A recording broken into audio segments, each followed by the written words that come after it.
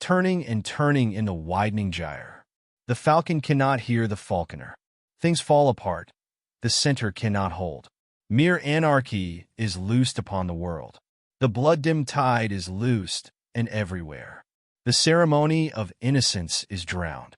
The best lack all conviction, while the worst are full of passionate intensity. Surely some revelation is at hand. Surely the second coming is at hand. The second coming. Hardly are those words out, when a vast image out of Spiritus Mundi troubles my sight.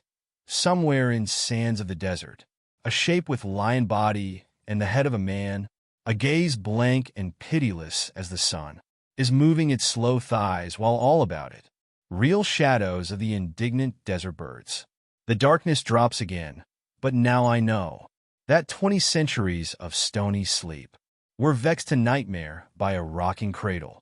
And what rough beast, its hour come round at last, slouches towards Bethlehem to be born? William Butler Yeats. In reference to the Holocaust, Elie Wiesel often asked, "Where was God?" When Germany was a smoking ruin, the world did not ask where God had been. They were more interested in the whereabouts of Adolf Hitler. Everyone was amazed at Hitler's superhuman wickedness. Was Hitler in hell? Or was he in Patagonia? A certain aura clung to the German dictator after 1945. His deification as Antichrist was something almost nobody noticed. As a representative of mass death and destruction, he was furtively admired. In fact, his vilification was an unwitting form of admiration. As prophesied by Yeats, after 20 centuries of stony sleep, Hitler came. He was in the image of Nero. He made war on the Jews. He was a new type of man, higher and more godlike than the kings and queens of old, for he was thought to have wielded more power than any human being in history. Thus, he represented a new genus, Homo carnifex, i.e., man the butcher, born out of the union of Homo sualaudens, man the self-worshipper, and Homo everser, man the degrader. What gave Hitler so much power? It was ironically his opposition to progress, equality, and democracy. After his own twisted fashion, Hitler's game was to battle evil with evil. That is, to oppose the myth of progress with outright barbarism, to oppose equality with racism, and to oppose democracy with the most astonishing dictatorship in all history. How did Hitler emerge? Ironically, he was the child of progress, equality, and democracy. We forget that the masses deified Hitler after democracy had deified the masses. There is a natural progression here, from the clueless boob who voted for Hitler to the Nazi Antichrist himself. It was, indeed, modernity's deification of the common man that initiated a continuous process of degeneration. This facilitated the emergence of the Führer. As noted in earlier essays, Hitler was not a statesman. He was not a real leader. He was an actor. He was a crowd pleaser, a performer offering grand words and gestures to witless fools. There are consequences when rank order is perverted by political performers. We were recently treated to a female performer of this kind. She gave an acceptance speech after her party nominated her to run for president, shamelessly lying about her beliefs and intentions.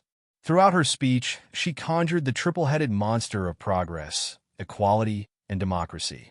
She was, in that instance, rocking the cradle of a rough beast. Its hour come round at last, slouching towards Bethlehem to be born. As in the French Revolution, the early phase seems innocent enough. But as these actors and charlatans reach the apex of power, they cast aside the mask of moderation. They become, step by step, ferocious. They become, in fact, the funhouse mirror image of the thing they oppose. In his book, Slouching Towards Gomorrah, Judge Robert H. Bork wrote of America's passion for equality.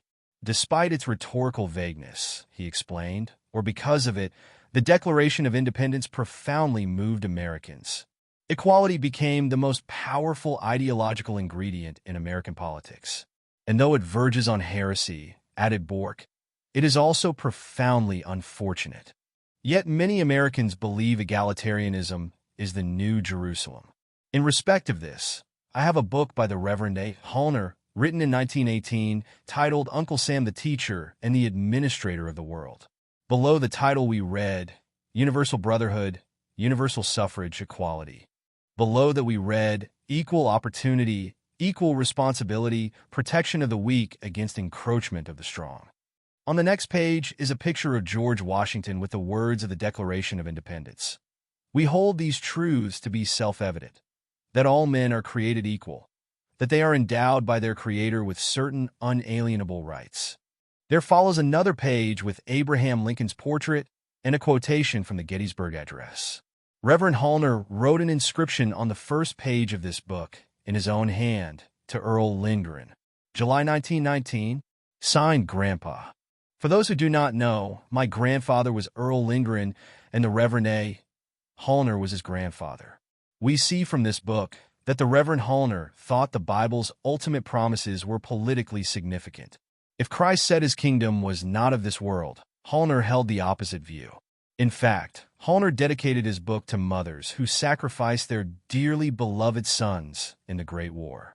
As a political testament, this book is an amalgam of biblical fundamentalism, American military interventionism, opposition to war profiteering, and belief in a rebuilt Jerusalem as the capital city of the world. When I was 13 years old, on hearing sermons about the end times, I asked my grandfather, the Reverend Earl Lindgren, what he thought of Bible prophecy. He told me about his grandfather, Reverend Hallner. At the outbreak of World War I, Hallner had insisted that Kaiser Wilhelm II was the Antichrist. Hallner also claimed that 1914 was the beginning of the 7-year tribulation predicted in the Bible. Of course, these notions were nonsensical.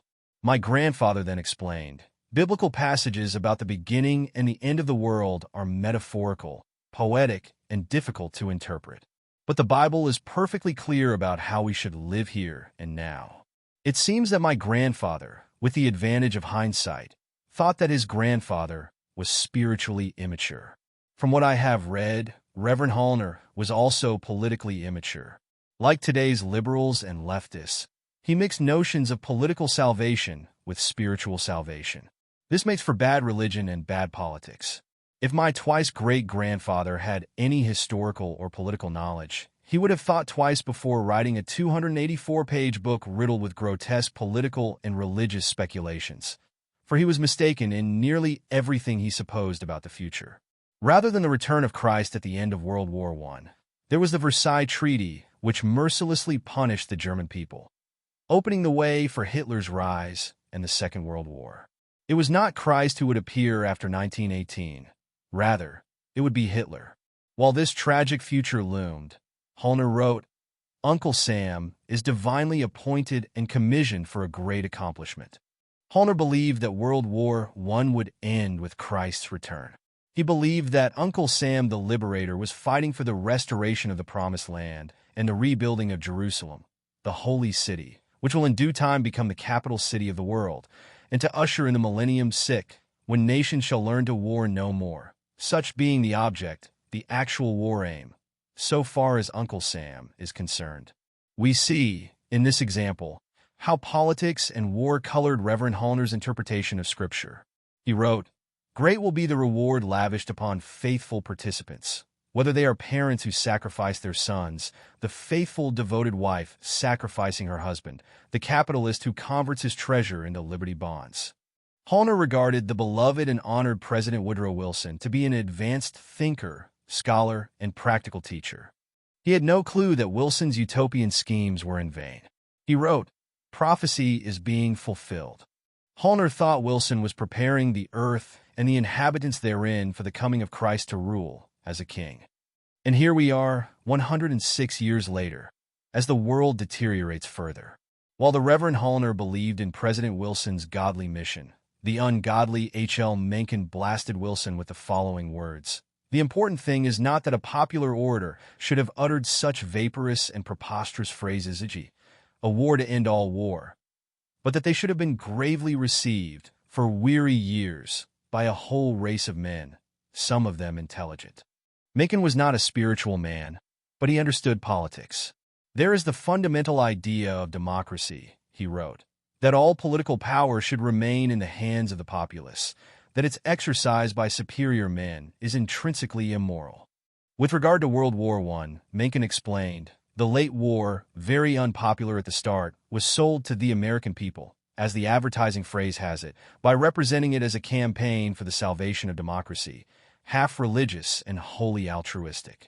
It is evident that liberals and communists, in their missionary zeal, have borrowed some of their themes from the Bible, though they would never admit to such plagiarism. In fact, they have hidden it well behind scientific terminology and scholarly pretense, capitalizing on the mistaken notions of clergymen like Reverend Hallner, who mixed apocalypticism with political propaganda. The communists openly exploit millenarian expectations that lie deeply implanted in the public mind. Homo Carnifex promises that the lion will soon lie down with the lamb. What Homo Carnifex intends, however, is to eat the lamb himself. What will the tasty lamb do? Offer up a blasphemous admixture of political charlatanry and biblical interpretation? This is how lamb chops are made. Never underestimate the boobery of the bourgeoisie, wrote Mencken, the critic. Whatever his faults as a thinker, Mencken was right to suggest that Bubus Americanus is a danger to himself. I am sorely vexed at Reverend Hallner's book, Uncle Sam the Teacher and the Administrator of the World. It is full of unwitting self-contradictions, shop-worn tropes, threats of hellfire, and worse. Today, the American bourgeoisie is going for the ultimate booby prize: national suicide on the fast plan via Kamala Harris. Of course, it might well be that the only reason America has not been blown off the map is that Homo Boobians now governs China and Russia, too. After several generations of mass politics, politicians across the planet have succumbed to boobery.